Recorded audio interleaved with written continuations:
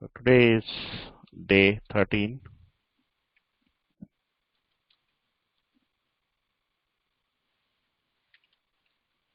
Date is 8th October.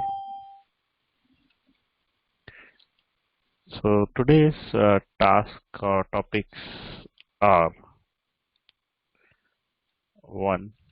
In React, we'll see how to call the server, that is the Ajax request. And we'll continue with our object-oriented JavaScript with functions, which we started last time. And we will also see few problems on reduce function of JavaScript. So this is the task for today. Let's start with the React Ajax request. So we'll go with our new example file. So we have example 3. Let's create one more. Example 4.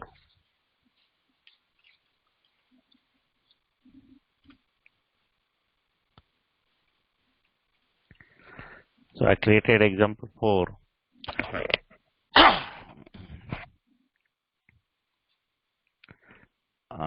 Let's do RFCE. Okay, so this is my example. So here we'll do the Ajax request, and we'll see how to do the Ajax request in React.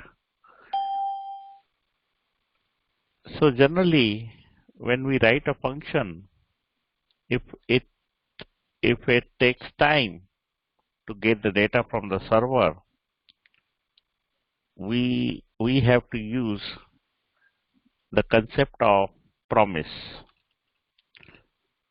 And promise means something is sent to the server and something is returned from the server, and we have to wait till that return has come back, and once return has come back, we can use that return data in our application.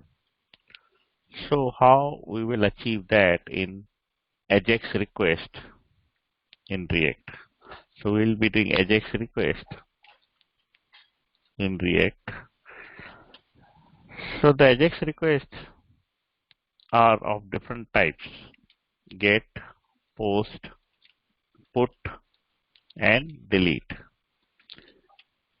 Today we will only see the get part of the Ajax request.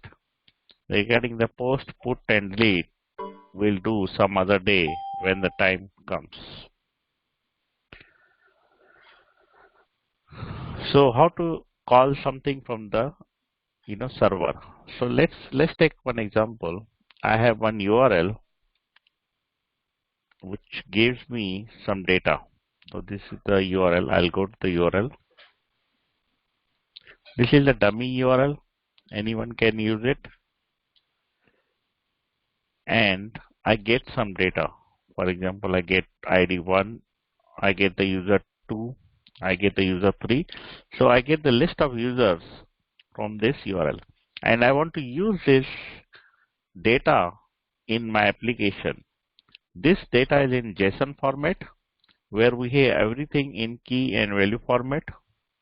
And this key and value is wrapped in the object. And this object is wrapped into the array. So the main part which we get is array. And inside array, we have number of objects: object 1, object 2, object 3, and so on.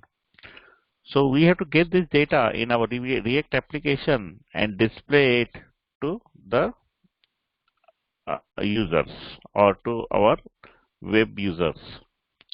So let's take this API and get the data and display it in our application. So how will we achieve that in our React application? Since data is to be called only once, not every time, so we have to use react.useEffect, and in the react.useEffect, I will call the arrow function, and I will pass second parameter as an empty array. When I pass second parameter as an empty array, that means this component, this function is called only once when the component loads or when the page loads. This use effect will be called only once because we pass second parameter as an empty array.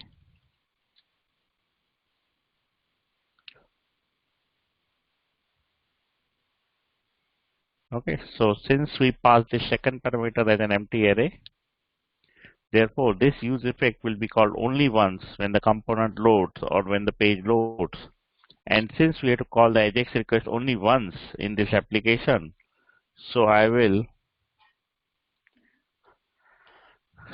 call it only once. Let's create the state variable called as constant user and set user, and I will say use state, and I'll make it null. Now, whatever data I will get from the Ajax call, and the URL is this one, whatever data which I will get from this URL, I will put that in this my variable called as set user, and it is available in the user. So if now I do console.log of user, it will be null.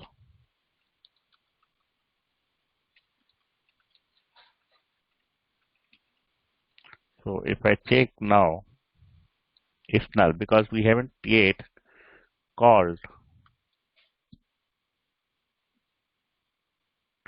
Okay, so I think I need to change the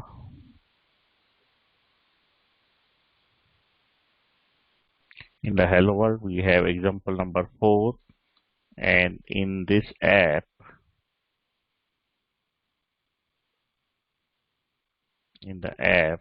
I need to change example number 3 to 4.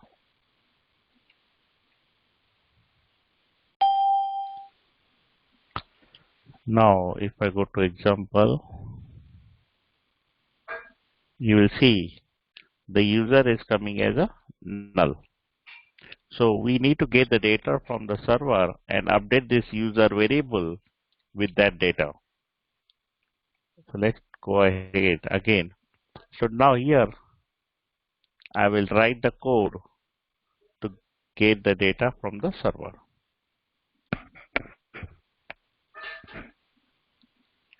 Okay, so let's do that part. So I will write the, let's say I will write the code directly first, and then I'll show you how to modify the data, how to modify the things. So I will first use the endpoint which I want to call. Let's say I want to call this endpoint is this one. Okay, so I call this endpoint in this one, and then I will call this URL through the Ajax. So how to call through Ajax? We use the function called as fetch. I use the function fetch and I put the endpoint here. Let's wrap this whole thing in a function.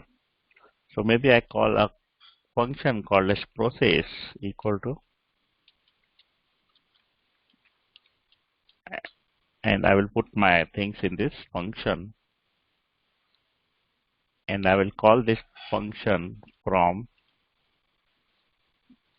outside of this function. So I created this part inside the function, and then I call this function that is called process. Now we have to use the concept of async and await. how to use the concept of async and await. First thing which we have to do is we have to put this async in front of my function. So this is the function start. I will put async in front of the function. And then whenever I called the Ajax called, I will put await in front of that. So async to be put outside the function and await to be called where we have to use the something related to Ajax or something which comes after some time, that is delay is there. So when I call this, it will go to this URL, get the data and bring back the data. So there is some time gap. Since there is a time gap, we have to use the await part here. And I will put this in some variable called as response.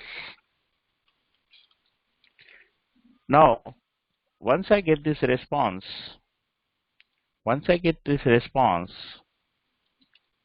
I will create another variable called as data, and I will say await. Again, I will use await, and I will say response.json. Since the data is coming in JSON format, so we will use response.json. And we have the await. Await means it is waiting for this to resolve. And once it is resolved, it will save it in the data. And then once I get the data, I will use this set user to update the data. So one second.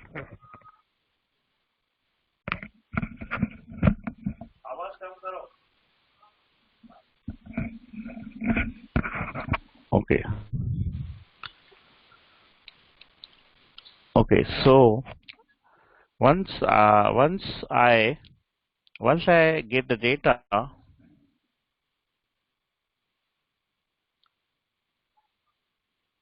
I will update this set user with the data which is coming from the server. And once set user is updated with the data, I can see the data inside this console.log. So this is the whole idea behind the Ajax call, and this is how we call the Ajax call. I will answer the question which is asked in the chat after I am done with the explanation.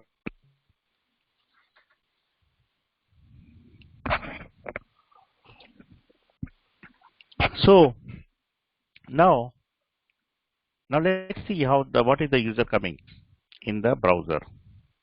So I refresh the page.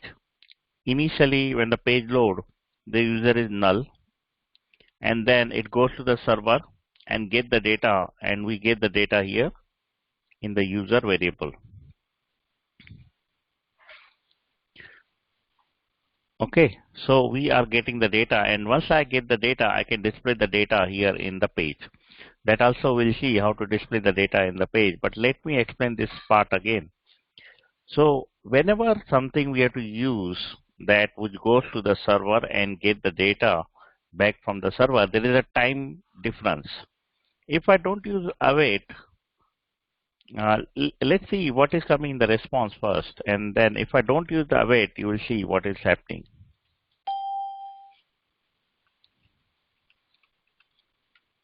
So some response is coming. Let's see what response is coming. So you will see the response is coming like this: body, header, OK, redirected, status, type, URL. Some response is coming. Now, what if I don't use await part? So you will see that response is coming with some promise. Promise means it is waiting for something to happen in the background. It is waiting for the data from the server, and it is not getting that data. So it is waiting for the data. So it's saying that it is pending. But if I put await, that means it will only display this once the data comes back to us.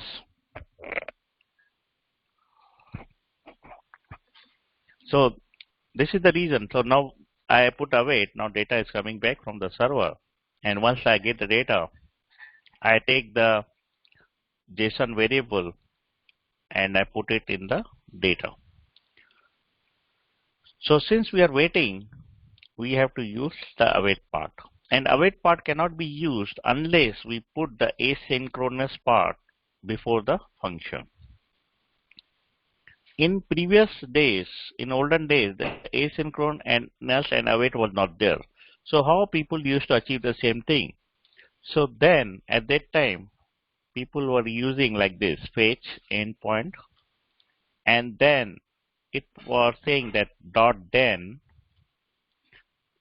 and inside dot then I will say arrow function.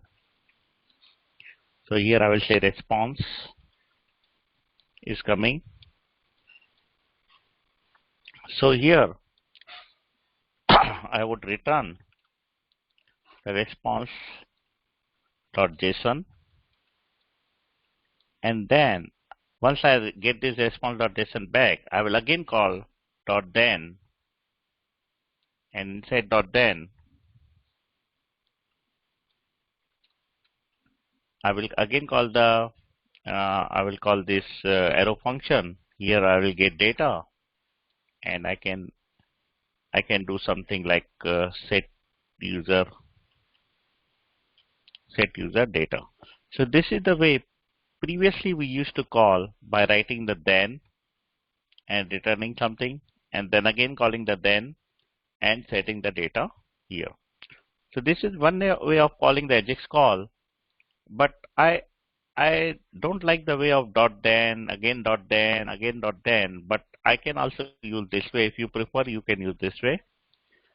So the new way which people use nowadays is like this asynchronous and await part. So we can say asynchronous of the function.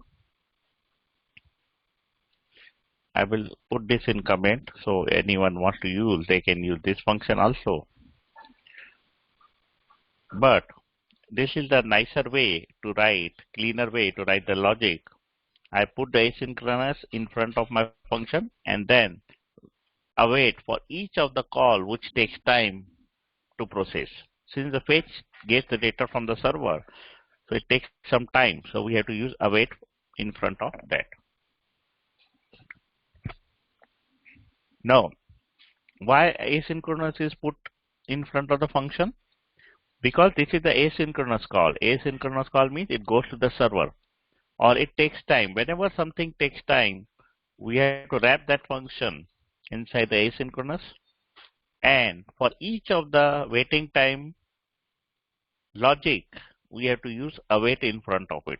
If I don't use await, response will not come and we will not be able to move forward. That is the reason we use the asynchronous call. And then we call this process function here. Now what you will say, why not to put this whole thing? Await for response? Yeah, it or will awaiting await, it will await for the response coming from the server. Okay. So this asynchronous is not allowed on this use effect function. I cannot put asynchronous in the use effect. Use effect does not accept asynchronous here. That's the reason I created another function inside the use effect and then call that function in the use effect. So now once I get the data, I can use this data in my div tag. I can say h3 users, and then I will go, I can say user and user.map, and I will put an arrow function. I will return a div tag with a variable, and whatever I am getting from the server will come here. So I can get this whole data. I can put the name. Let's put the name here. So I will be getting name also. I can put username, email address, whatever I want. Let's try to put only name for now. So here I'm passing user.map. What user.map will do? It will loop through each of the object in the array, and I will rename it to item, which is nothing but this is the item. one item. This is second item. So when I want to use the name, I will say item dot name. And why I'm putting user and user dot map? This means if user is available, initially I pass it null. So since data is not there initially, it will not go inside this loop. But once the data will come, user will become true, and then I can display this data. Now if I go there in the browser, you will see I'm able to see all the users here, but I'm getting one warning that each list should have a unique key. That means whenever I use the map item, I have to define some unique key. Unique key can be here item.id, since I'm getting ID also. Since I'm getting ID here, ID 1, 2.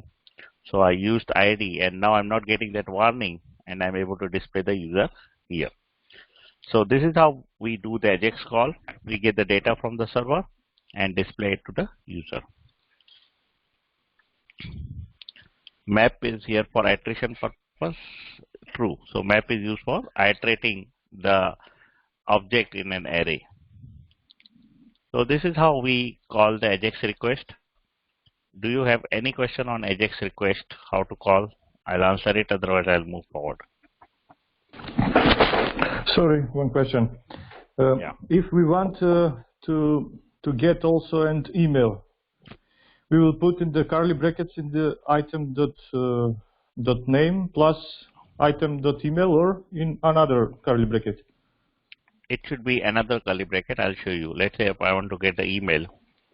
Thank you. Let me, yeah. So here also I can see what is coming in the item. I will do console.log item is item. Now if I want to do email also, I will, let's say, comma email is, so email will be in the another curly bracket item dot email, and we'll see that here in the page. So this is the name, and email is this one. So the email we are getting separately, and also I can see each item, what I'm getting in each item here, and I can use anything. Let's say if I want to do city, so I can say like this, item dot address dot city, and I'll remove the email. I can use email also, but now I'm only putting city. This user is from this city, this city, this city, this city. I can also go to company, which company is working for. So I can say comma item dot company dot name, because it is inside item we have the company, and inside company we have the name. So this is a name, this city, and this is the company for which this user is working. So we can print out any data which we want from this item which we are getting it. Now some person says to summarize please. Okay, so since we are calling the Ajax request has to be called only once in a page, and so I put this as a empty array. That means this function will be called only once when the page will load, and we have to create one function, and we have to call that function, and that function should have the asynchronous part before that function. We will call the URL which we want to call, that is the endpoint, and we can also second line will be to call the fetch. Fetch is a browser function which is the Ajax function which will go to the backend and get the data from that backend. So fetch is the default API of the browser. So we can use the fetch API, and we pass the endpoint which we have to call, and then we put await for all the places where we have to wait for the response. So that means till we don't get this response here, it will not move the pointer to this part. It will wait here. It will wait here till we are getting something from the backend. And once we get the data, we move here. And once we get this data, we move here. And we are using the set user after this. So this is the point. This is the way to do the Ajax call. And we are going with the only get part. And if we want to go with the post, put, delete, all this part is same. Only we have to pass some options here, which we will see sometime later, not today, how to pass the options here. And these options will tell us whether I have to use the post, put, or delete method. Otherwise, other part will remain same. Next question is Ajax call on component load or page load. Component load and page load is kind of same. Page load, let's say, sorry, 1 second, let me open it. So when I go to a home page, that means home component is loaded. But when I refresh this page, home component is also loaded and we are loading the page also. So now when I click the example component will be loaded.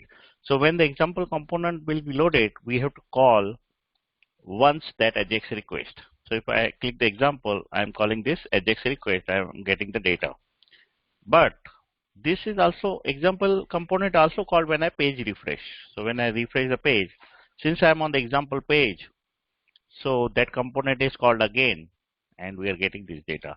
But if I go to other component and then come back to this example component, again that data will come back. So whenever the component is loaded, we have to fetch the data. Because when I move away from this example component, that means the data is lost. We are not saving that in the local storage. We need to get the data again. So when I go to example, again we have to call the Ajax call to get the data. If we save somewhere, then we can get the data from that place and we don't need to call the Ajax request. But since we are not saving, we need to call that Ajax request again. And if you go to the network panel, you will see, and you have to click the XHR. And when I click refresh, okay, since let me reduce the size.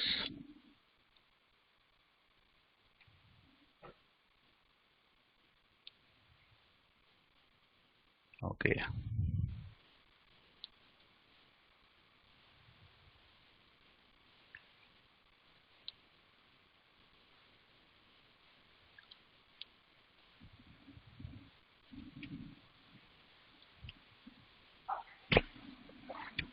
Since the display is little big, you are not able to see. I'll show you that one also. 1 second.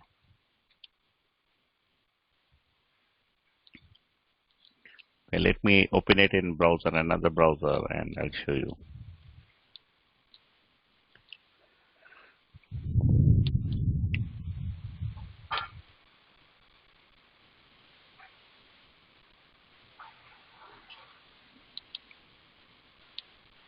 Okay, so if I refresh the page, you will see this in the network panel. We are calling this Ajax request. You see this Ajax request. That means we are calling this URL, and we are getting this preview. The users are coming here. Here we don't see it. Maybe it's hidden here somewhere. Okay, not to worry. So this is something we are getting the Ajax request. Any other question on this one? Can we use input type to get the user data using Ajax request?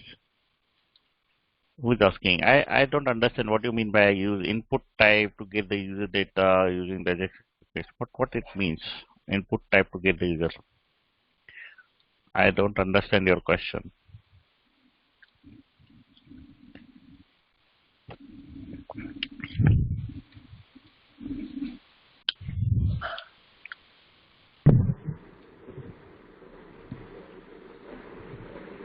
Using Ajax whole page is not reload, only single part update. Yeah, so using Ajax, you only you know, we are not calling the backend from the page. We call directly from the component. So all React is single page application. That means once the page is loaded, you don't need to refresh the page anytime in your application. And all is in React, everything is single page application. But if we have to call Ajax also, we don't need to refresh the page. We have to call. When I click the component, I'm not refreshing the page. I'm calling the backend. Ajax is used for API call. Yes, Okay. Ajax is used to get the API call only. Okay. Here for API call.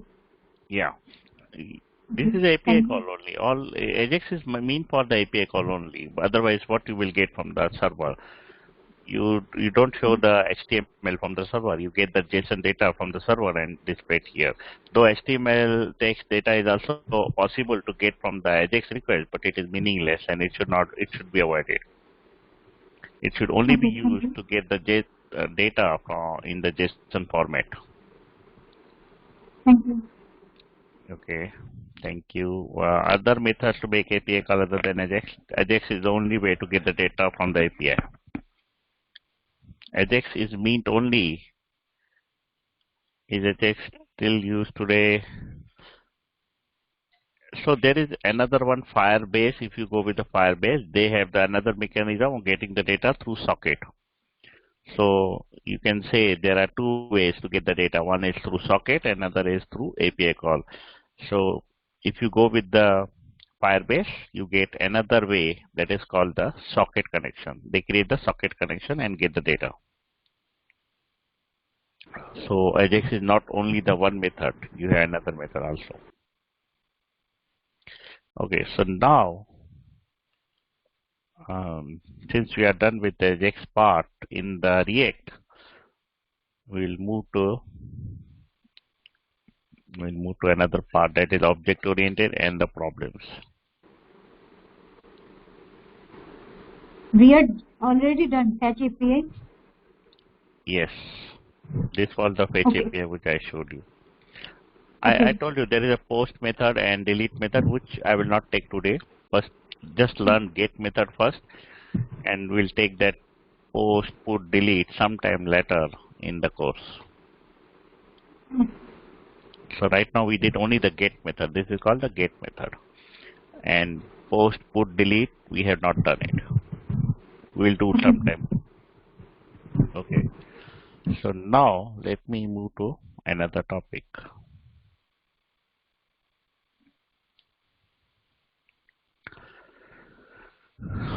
Let's do the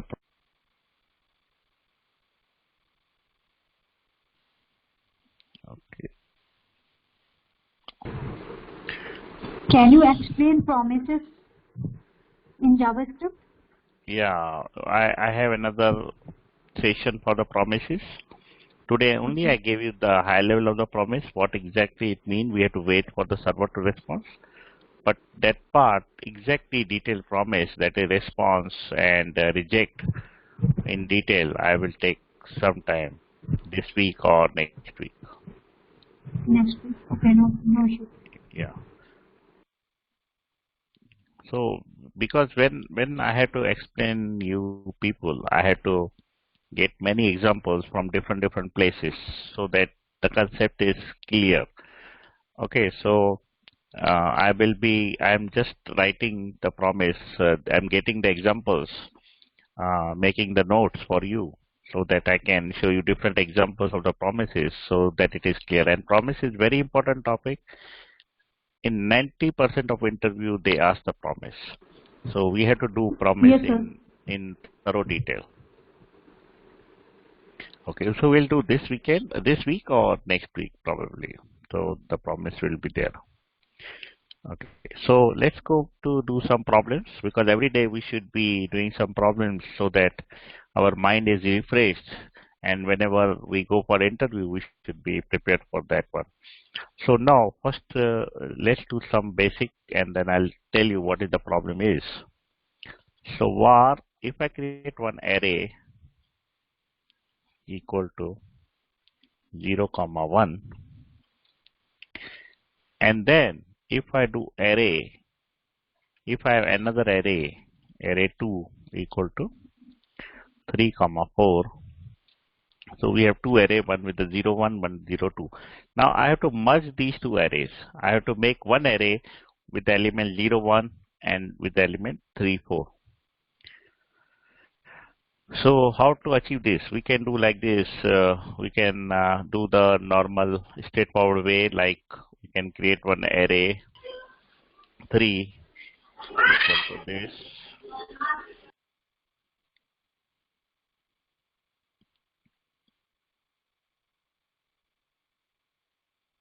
So what we can do, we can create array 3, for example, and then go for loop, and we go for loop of this one first part and take each element and push it to array 3, and then go to the array 2, take both the elements and push it to the array 3. This is the one way we can do, normal way we can do. But what are the other ways to do that? I can also do array dot concat function, and inside that I can pass another array. Maybe I can say array 2, and when I pass array 2, I get the result of 0, 1, 3, 4, 0, 1, 3, 4. So that means if I use the concatenate part, I can merge both the arrays together. I can also do like this. I can say dot dot dot array comma dot dot dot array 2, and then I will press enter. The result is both arrays are merged together. If I have the string also, I can use the concat part, and I can say str.concat is a world, so it is hello world. So concat is something merging the two things or joining the two things. Now based on this logic and the reduce logic, we will do one problem, and the problem is like this. Flatten an array of arrays. This is the problem title. Now for example, I will create a function flatten, and here I will pass some array. So that means if I pass this function with array like this, 0, 1, and comma we have 2, 3, let's say, and then we have another array 4, 5. So we have one array. Inside that array we have different elements. First element is an array, second element is array, third element is array. So the task is to flatten this part, and this part in one array and return the final array with all these values inside it. So the ultimate result should be like this: 0, 1, 2, 3, 4, 5. So this is the task, flatten an array of arrays. I created a function, I passed this array, and this array has elements which are also array. Now once it will return in this format. That is, all should be merged together. All should be the flattened together. So there are different ways to do it, but since we are doing reduce function of the JavaScript, we have to do this in the reduce using the reduce function.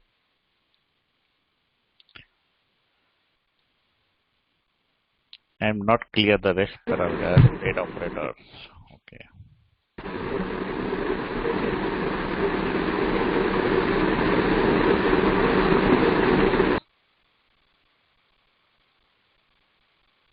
So here, yeah. Here three operators. So three operators here for rest parameter, or is it for spread operator? These three are talking. You're talking about this 3 or dot 3 dots. You're talking about. Yeah, 3 dots. Yeah, 3 dots. Okay, 3 dots is the spread operator. Okay. It is the spread operator, and it is used in ES6, and we have used multiple times that spread operator, and we will be also using it. So it will become more clear slowly, gradually if we move further. So if you see a lot of examples, it will become clear. So right now I showed you one example of dot dot dot and flattening the array. So a lot of things will become clear. It will naturally, you will get the feel how to use it and what it does. Okay, so don't worry about it right now. So whatever I show you, just remember that dot dot dot takes the array elements, and then again dot dot dot takes another element. So I'll show a few examples now again after this flatten part. Okay, so it will become clear. Now what I will do, I will pass this array with reduce And in the reduce one, first parameter is an arrow function, and second parameter is the initial value. So initial value, since I want to return as this array, so I'm passing this initial value as array, and I can say I will return this in the end. So whatever the value comes, final value will come from this array reduce, I will return it from it. Now here, as I explained, we will get two things. One is accumulator and second is current. So when first time it will run, what will be the accumulator value in this case?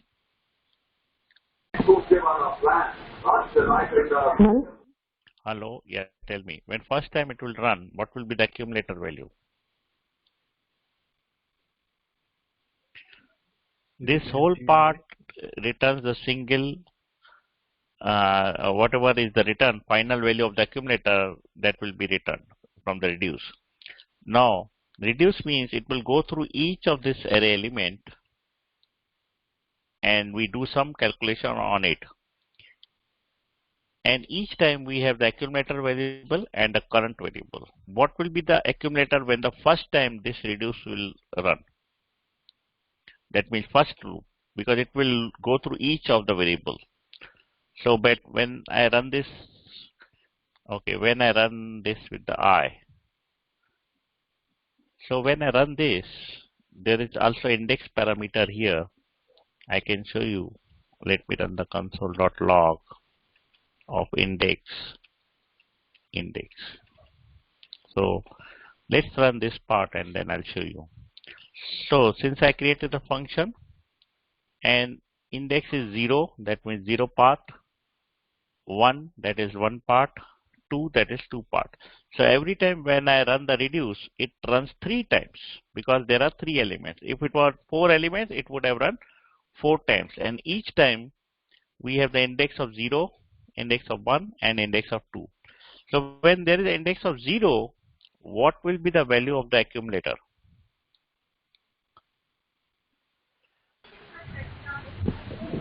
0, 1. Initially it will be null. Okay. Index of 0, 0, 1. Then again it takes an object. Okay. So the thing is that when the index is 0 and we have passed the initial value, that means the accumulator at the 0th level is the initial value, that is this empty array.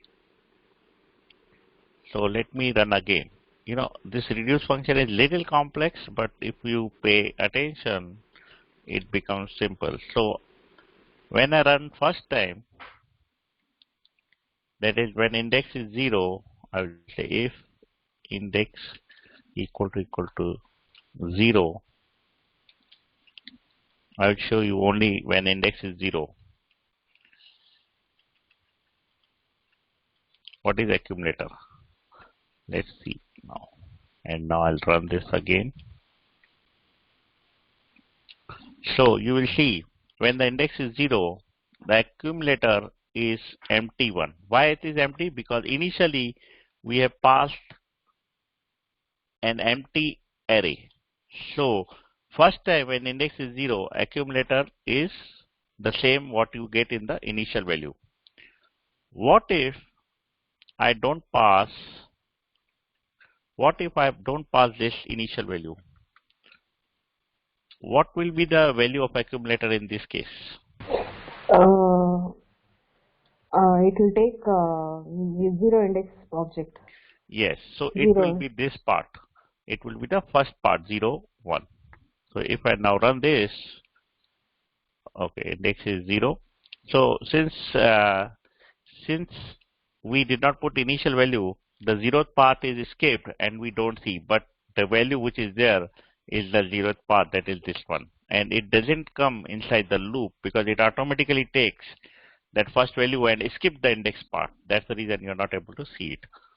Okay, so when I don't pass this initial value, remember the accumulator is the first part, that is this one.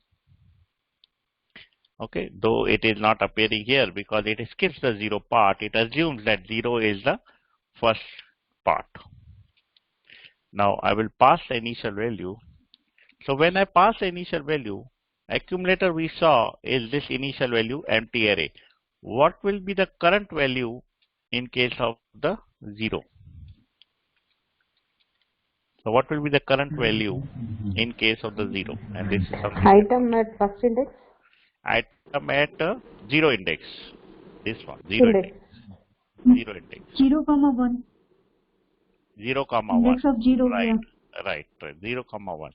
So now accumulator is empty one and the current one is 0, 1. That is this part. So since we have to flatten this array, that means I will take this part and concatenate with this part and return it. So let's do little change here now.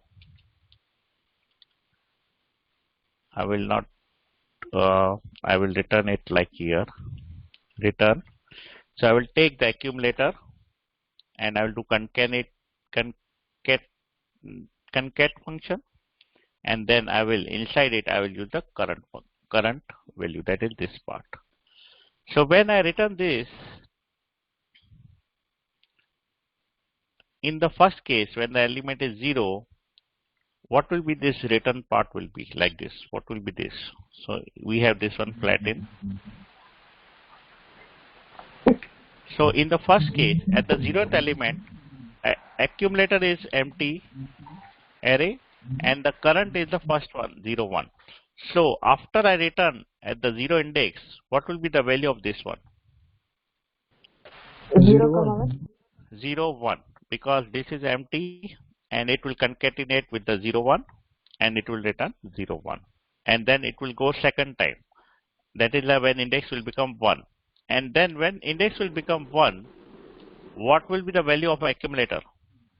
0, 1. 0, 1. And what will be the value of current? 2, 3. 2, 3. And what will be the value of these two? 0, 1, 2, 3.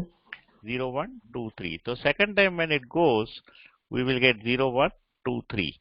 Then it goes to the third time. When it goes third time, what will be the value of accumulator? 0, 1, 2, 3. 0, 1, 2, 3. What will be the value of the current? 4, 5. 4, 5. And what will be the value of this one? 0, 1, 2, 3, 4, 5. Yeah, so the final one, since it is the last one, so 0, 1, 2, 3, 4, 5 will be returned, and that will be returned out of the function. Current 4, 5. Yeah, so let me remove this part, and then I will enter it. So we are getting 0, 1, 2, 3, 4, 5. So this is how the reduce function works. So let me create a file for it so you can use it in future.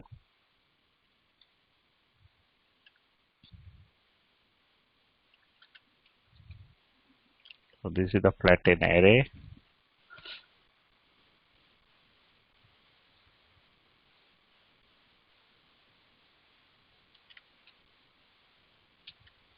So this is the flatten array. This is the output. Okay, so this is how we do the reduce function. So reduce function is done to use the concatenate to merge the arrays like this way.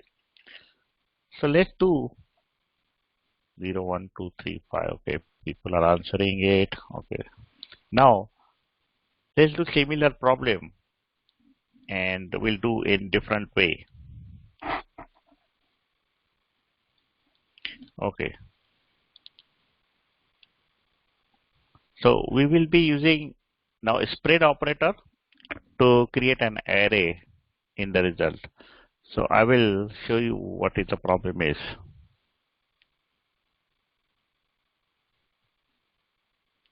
Okay.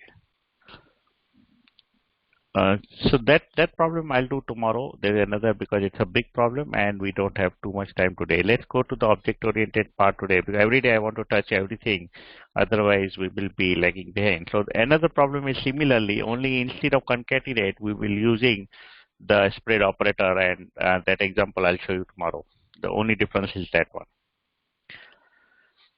Okay, let's take another not object-oriented concept, which we have to do every day.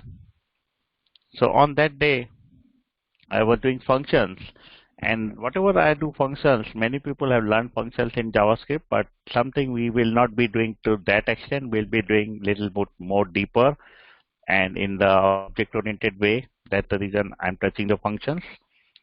On that day, we were doing the arguments in the function. So for example, if I have function func1, and here, for example, I have var I. These are the some few variables I created. Just don't worry, don't think about it. And I will say var number of params is equal to arguments dot length. So when I say argument dot length means whatever parameters I am passing. If I'm passing 5, so length will be the 5. If I'm passing 4, it will be 4. So we don't need to specify x is coming or y is coming. When we don't know how many parameters will come, we can use these arguments and we can get dynamic argument length. And then here I can say for I is equal to 0, I less than number of parameters, means whatever is passed here, I will say number of parameters, and I plus plus. And I will loop through all the parameters, and then I will add to the result variable. So I will say result res is equal to result plus whatever arguments I am getting at the level of I. So if there are two parameters I am passing, argument 0 will be the first parameter, argument 1 will be the second parameter. This is how to access each one. So I take argument I, that means the I will be based on this loop. If it is initially, it will be 0, then 1, 2, 3, it will go like this. And in the end, I will return result. So what this function does, I can call this function with 1, 2 value. So it will take two values, two arguments. So argument length will be 2 and 0th position will be 1. So 0th will be 1 and the 1st position, this is the index 1, though it is 2 number. So index 1 will be 2 and both will be added and result will come as 3. So here I can call as many as I want.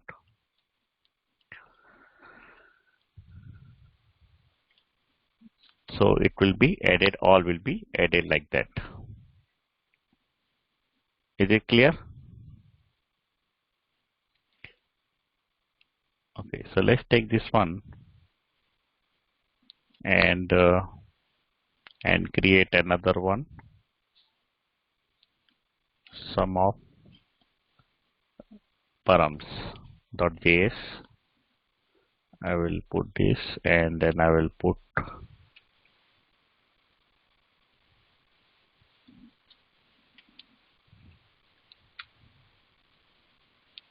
so it will be 6, output is 6. So this is a simple thing which we did on that day. I'm doing it just again. Let's move to the other thing which I want to do.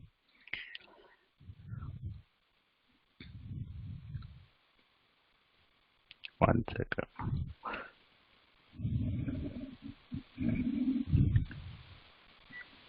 So what is this argument exactly? If we see this, is this argument an array or object? Let's try to see what is this argument is exactly. I will do console.log of arguments. So if I pass func1 with 1, 2, 3. So if you see argument, it starts with the rectangular bracket. So it is kind of array, but it does not have all the array element like array. So it is kind of array. It's technically it's not an array, but it's array like object. It's array like object means we have some kind of array also, but we have some other things also inside this argument, like we have the length and we have this callee symbol, proto, other things are also there. So this argument is not exactly like array. So you won't be able to use the array functions like split or there is splice, which you use on the array. We cannot use on the argument variable, but we can use the length. We can get the length. This is the only thing which we get from these arguments. Otherwise, we cannot use array-like functions in the arguments. That is the main purpose of the argument. Now, there are few inbuilt functions in JavaScript, like parseInt. Yes. Post pop, post function pop. Right. Right, push pop, right. We cannot use that in argument, but you can only use the length part of it. Okay, so now there is a parseInt. ParseInt will convert, let's say, string to integer, and we have to pass second parameter also, which is 10, and it will give me 10. So I can put this as a, let's say, 40, and it will convert to 40. But we have to pass second parameter 10 in all the case because it is the digital number, and so we have to pass that 10 as the second parameter. There is another one, parseFloat. I'll just name them, but we'll go a little bit more in detail tomorrow on these one. Is not a number. I'm just saying which are the functions which we have to remember. Is finite, encode, URI, decode. We'll see some example of each one of them tomorrow. Then these are encode, URI component, and decode URI component. And then there is eval. Eval is something, don't use it. Do not use it. This is a security risk in JavaScript, and nowadays no developer uses eval function in the code. Previously people used to use it, but nowadays don't use it. Then after this, we are done with this ready inbuilt functions. There are many more, but these are the important ones which we have to do it now. And then we'll move further with some scoping of the functions, local and global scoping. So that is what we'll do tomorrow. So this is all for today. Do you have any questions? Or okay, why we send 10? So this is something in parseInt. You can also use binary number, octal number, hexadecimal number. So for binary digital, we use 10. For binary, we use 10. 2. For octal, we use 8. So like this, we pass the second parameter to know which kind of digital system, which type of number system we are using it. Type of we will do, not in this part.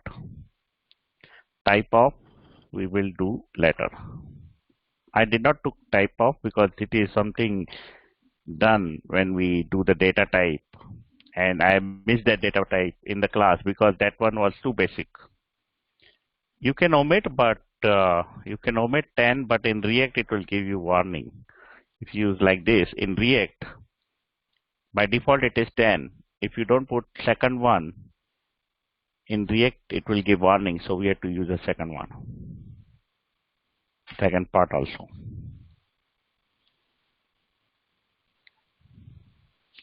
By default it is 10. You can put 2 for binary system. You can put 8 for octal system.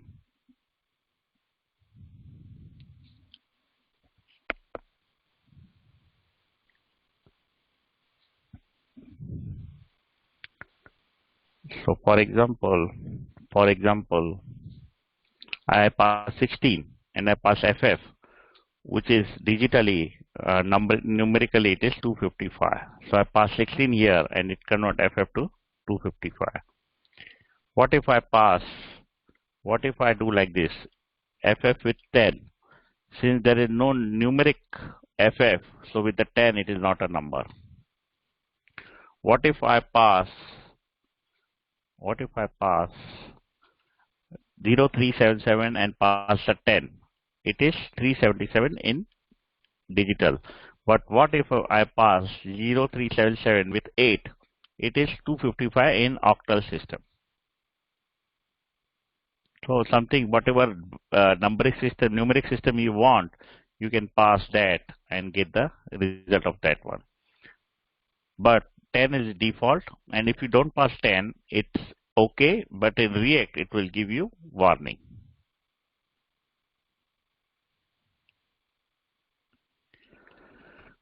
Okay, any other question?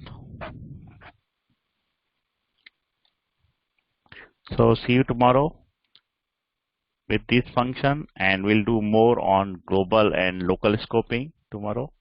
That will help you to understand more in detail about the functions.